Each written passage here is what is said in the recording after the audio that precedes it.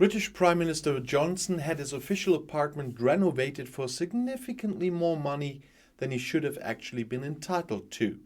New chat messages have now been posted revealing more details.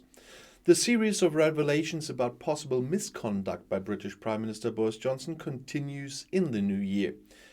Now, the Conservative politician faced allegations of corruption after an exchange of WhatsApp messages between him and wealthy party donor David Brownlow was published the day before.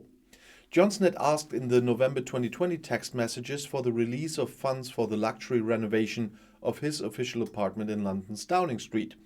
In return, it seems, he promised to advance a project favoured by the entrepreneur, a major event entitled Great Exhibition 2.0. Just weeks later, the Minister of Culture, Oliver Dowden, met with Brownlow to discuss it. Johnson reportedly had his official apartment renovated for around £112,000. British heads of government can only claim up to £30,000 in public money annually for renovation work. Johnson had asked Brownlow to set up a foundation that would provide the funding, but the plans came to nothing. Johnson does not want to have known about this. Who exactly paid for the luxury conversion has already been the subject of several inquisitions. The UK Electoral Commission fined the Tory party £20,000 for an improperly declared donation from Brownlow. An internal investigation had previously confirmed Johnson to have acted unwise, but not in contravention of the Code of Conduct for Ministers. However, the Prime Minister subsequently received a reprimand for not providing the WhatsApp messages. Their existence only came to light after the Election Commission's investigation. Their content is more explosive than expected. According to media reports, Johnson had his ethics advisor, Lord Gate, review the matter. That ended last spring with a declaration of no objection. At the same time, the Electoral Commission leaned over the case. At least they saw the electoral law violated because of covert party funding and ordered the Tories to pay a fine.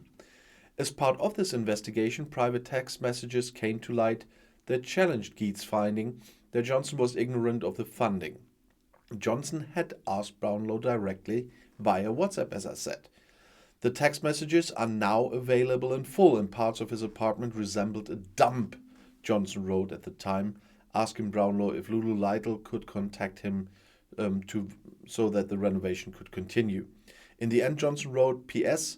I'm on the plan for the big exhibition. I will come back to it. It's unclear what kind of exhibition plan it is. What is certain is that Brownlow, who sits on the board of trustees of the Royal Albert Hall, got an appointment with the then Minister of Culture a little later to talk about the ominous GE 2.0, probably a successor to the Great Exhibition in Hyde Park from 1851. The Labour Party speaks of corruption. Nobody should be allowed to buy access or exchange wallpaper for festivals, said Labour politician Angela Rayner.